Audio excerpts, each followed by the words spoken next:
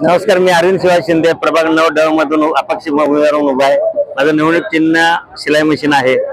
येणाऱ्या 15 तारखेला शिलाई मशीन या चिन्हावर बटन दाबून मला विजय करा. माझ्या प्रभाग 9 मधील सर्व मतदार बंधू भगिनींना माझी विनंती आहे.